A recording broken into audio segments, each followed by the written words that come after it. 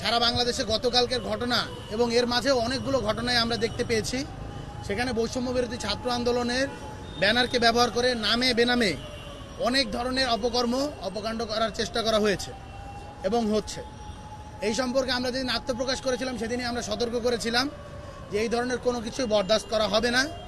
তথাপি দেখতে পেয়েছি এইখানের ভিতরে বিভিন্ন মহলের রাজনৈতিক দলগুলোর শেল্টারে, যেহেতু এই কমিটিগুলো যখন গঠন করা হয়েছিল সেই কমিটি গঠনের দায়িত্বে যারা ছিল তারা যেহেতু বিভিন্ন ধরনের রাজনৈতিক দল মতের ভিতরে চলে গিয়েছে, তো তখন দেখা গিয়েছে যে তাদেরই শেল্টার বা অন্য ক্ষেত্রে অন্যান্য রাজনৈতিক দলগুলোর শেল্টারে অনেক সময় তারাও বিপদগামী হয়ে, জুলাই গণ অভ্যুত্থানের যোদ্ধা যারা তাদের অনেকেই বিপদগামী হয়েছে এবং এর মধ্য দিয়ে তাদের মাঝে কিছু কারাপশনের ব্যাপারগুলো আমরা লক্ষ্য করেছি এবং যেটা এই মুহূর্তে ভিজিবলি কন্ট্রোল করা আমাদের পক্ষে প্রায় অসম্ভব হয়ে দাঁড়িয়েছে। তাই অর্গানোগ্রামের জরুরি মিটিং ডাকা হয়েছিল, সেখানে অর্গানোগ্রামের 4 জন উপস্থিত ছিলেন এবং তাদের সম্মিলিত সিদ্ধান্তে আজকে একটি সিদ্ধান্তে আমরা বৈষম্য বিরোধী ছাত্র আন্দোলন উপনীত হয়েছি যে বৈষম্য বিরোধী ছাত্র আন্দোলনের কেন্দ্রীয় কমিটি ব্যতীত সারা দেশের সকল কমিটির কার্যক্রম আজকে থেকে আনুষ্ঠানিকভাবে স্থগিত করা হলো। আমি আবারও বলছি, অর্গানোগ্রামের সিদ্ধান্ত মোতাবেক বৈষম্য বিরোধী ছাত্র আন্দোলনের কেন্দ্রীয় কমিটি ব্যতীত সারা দেশের সকল কমিটির কার্যক্রম আনুষ্ঠানিকভাবে স্থগিত ঘোষণা করা হচ্ছে। এর মধ্য দিয়ে আমরা বৈষম্য বিরোধী ছাত্র আন্দোলনের আগামী কার্যক্রম কোন উপায়ে পরিচালিত হবে সেই সম্পর্কে আমরা বসবো, একটা রূপরেখা তৈরি হবে। বৈষম্য বিরোধী ছাত্র আন্দোলন জুলাই গণ অভ্যুত্থানের প্ল্যাটফর্ম, জুলাই গণ অভ্যুত্থানের স্পিরিটের সাথে সাংঘর্ষিক কোনো কিছুই তারা বরদাস্ত করবে না, এই জিনিসটা আমরা স্পষ্ট করে বলতে চাই এবং তার জন্যই আজকে আমাদের এই বড় ধরনের সিদ্ধান্ত নিতে হচ্ছে। তবে এই কথাও আমরা বলে যাচ্ছি, যারা বৈষম্য বিরোধী ছাত্র আন্দোলনের ব্যানারে থেকে জুলাই গণ অভ্যুত্থানের ঢাল হয়ে জুলাই গণ অভ্যুত্থানের স্পিরিট ধারক ও বাহক হিসেবে থাকার জন্য, এই গণ অভ্যুত্থানের ব্যানারকে বাঁচিয়ে রাখার জন্য, প্ল্যাটফর্মের সাথে কাজ করার জন্য যারা প্রস্তুত রয়েছেন তাদেরকে আমরা একটা কথা বলতে চাই,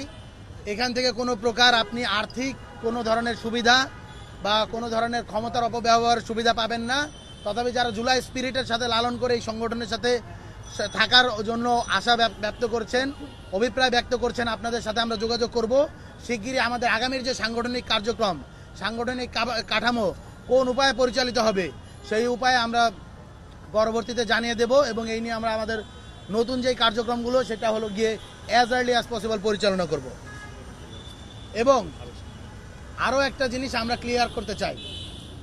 আইনশৃঙ্খলা বাহিনীকে আমরা আহ্বান করছি, সারা দেশে আজকের এই প্রেস কনফারেন্সের পর থেকে বৈষম্য বিরোধী ছাত্র আন্দোলনের ব্যানারকে ব্যবহার করে যারা যারা কোনো প্রকার অপকর্ম করার চেষ্টা করবে, আমরা এখান থেকে স্পষ্ট জানিয়ে দিতে চাই আপনারা তাদের বিরুদ্ধে অ্যাকশন নিন। যদি কোনো প্রকার আমাদের হেল্প নেওয়ার প্রয়োজন হয় আপনারা আমাদেরকেও জানাবেন, আমরাও আইনের প্রতি শ্রদ্ধাশীল থেকে আইনের প্রতি শ্রদ্ধাশীল থেকে আমরা আপনাদেরকে সার্বিক সহযোগিতা করার চেষ্টা করব। আপনাদেরকে আরও একবার আহ্বান করছি, আপনারা বৈষম্য বিরোধী ছাত্র আন্দোলন ব্যানারকে ব্যবহার করে আজকে থেকে কোনো প্রকার অপকর্ম করার সুযোগ নেই।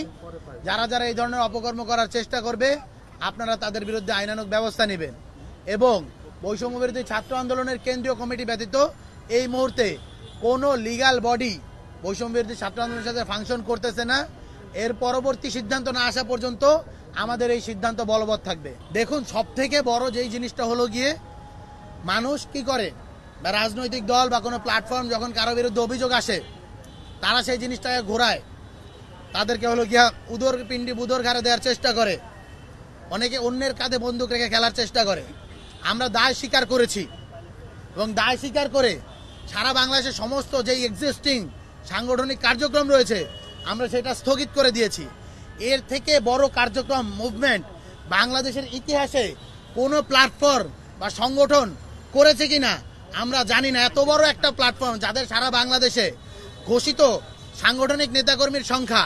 20,000 এবং কর্মীর লিস্ট যদি করি সদস্য সংখ্যা প্রায় 1 লাখের বেশি, এত বড় একটা স্ট্রাকচারকে কেউ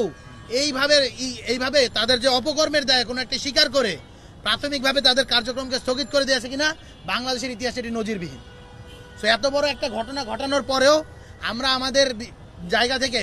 দায় স্বীকার করে এত বড় একটা অ্যাকশন নেওয়ার পরেও যদি আপনারা বলেন যে আর কোন ধরনের অ্যাকশন দেখতে চান তাহলে আমরা বলবো যে আপনারা আমাদেরকে সাজেস্ট করেন আর কোন কোন ধরনের অ্যাকশন নেওয়া যায়, আমরা সেটাও বিচারাধীন করব, আমরা বিবেচনা নিব।